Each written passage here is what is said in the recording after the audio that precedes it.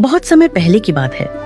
एक समृद्ध राज्य में हरिपाल नाम का एक साधारण लेकिन अत्यंत चतुर किसान रहता था, जो अपनी छोटी सी खेती पर मेहनत करके ईमानदारी से जीवन बिताता था। वह दिखने में सामान्य था, पहनावे में सादा और बोलचाल में विनम्र, लेकिन उसके पास जीवन को समझने की गहरी बुद्धि थी। इसलिए गांव के लोग अपने झगड़े, फैसले और समस्याएं उसी से पूछते थे। उसी राज्य के राजा वीरसेन न्यायप्रिय और विद्वान थे, पर उनके मन में एक चिंता थी कि आजकल लोग केवल किताबों का ज्ञान दिखाते हैं, जबकि सच्ची बुद्धि बहुत कम लोगों में होती है। इसलिए उन्होंने यह निश्चय किया कि वह पूरे राज्य में सबसे चतुर व्यक्ति को खोजेंगे।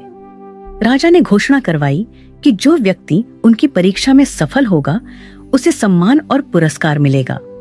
बड़े बड़े विद्वान, व्यापारी और चालाक लोग राजधानी पहुंचे, पर हरिपाल शुरू में नहीं गया, क्योंकि उसे न इनाम का लालच था और न दरबार की चाह। लेकिन गांव वालों के आग्रह पर वह साधारण वस्त्र पहनकर राजा के सामने उपस्थित हुआ। राजा ने पहली परीक्षा में एक पत्थर और लकड़ी का टुकड़ा दिखाकर पूछा कि इनमें से अधिक उपयोगी क्या है।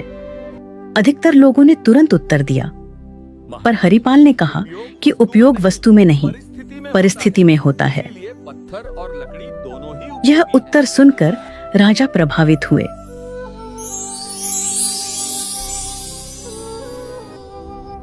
दूसरी परीक्षा में राजा ने पानी का घड़ा और सोने की थैली रखकर पूछा कि प्यासा मुसाफिर क्या चुनेगा। जहां लोग धन की ओर झुके, वहीं हरिपाल ने कहा, महाराज, जीवन रहेगा तभी धन काम आएगा।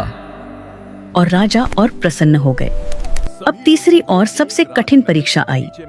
राजा ने आदेश दिया कि सभी लोगों को एक रात महल के बगीचे में रहना होगा और सुबह तक ऐसा फल लाना होगा जो न जमीन पर गिरा हो और न ही बहुत ऊंचाई पर हो। साथ ही किसी भी पहरेदार को नाराज नहीं करना होगा। बाकी सब लोग इस परीक्षा को नामुमकिन मानकर पीछे हट गए, पर हरिपाल ने हार नहीं मारी। रात भर सोचने के बाद हरिपाल को समझ आया कि राजा ने यह नहीं कहा था कि फल केवल पेड़ से ही तोड़ा जाए, बल्कि यह कहा था कि फल न तो जमीन पर गिरा हो और न ही बहुत ऊंचाई पर हो। सुबह होते ही उसने महल के बगीचे में लगे फूलों के पौधों और झाड़ियों को ध्यान से देखा। तभी उसकी नजर एक अंगूर की बेल पर गई, जो दीवार के सहारे छड़ी हुई थी। उस पर फल यानी अंगूर जमीन से ऊपर था, लेकिन किसी ऊंचे पेड़ पर नहीं। हरिपाल ने पहरेदारों से विनम्रता से पूछा कि क्या वह उस बेल के पास जा सकता है, क्योंकि वह राजा की आज्ञा का पालन कर रहा है। उसकी शांति, नम्रता और सच्चाई देखकर पहरेदारों ने उसे रोकने के बजाय रास्ता दे दिया। हरिपाल ने बिना किसी नियम को तोड़े बेल से फल तोड़ा और दरबार में ले आया। जब राजा ने उससे पूछा कि उसने यह कैसे किया, तो हरिपाल ने हाथ जोड़कर कहा कि सच्ची बुद्धि कठिन रास्ता चुनने में नहीं, बल्कि नियमों को समझकर सही और सरल मार्ग ढूंढने में होती है। यह सुनकर राजा वीरसेन अत्यंत प्रसन्न हुए और उन्होंने घोषणा की कि हरिपाल ही सच्चा चतुर है, क्योंकि उसने ज्ञान, धैर्य और व्यवहार तीनों का संतुलन दिखाया है। राजा ने उसे सोने का पुरस्कार दिया, लेकिन हरिपाल ने उतना ही सोना लिया जितना गांव में कुआं बनवाने के लिए आवश्यक था, और बाकी लौटा दिया। यह देखकर राजा ने कहा कि जो बुद्धि दूसरों के भले के लिए काम आए, वही सबसे बड़ी बुद्धि होती है।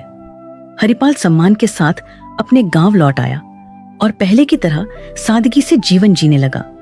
लेकिन उसकी कहानी पूरे राज्य में फैल गई और लोगों ने समझ लिया कि सच्ची चतुराई दिखावे में नहीं, बल्कि सही सोच और सही आचरण में होती है।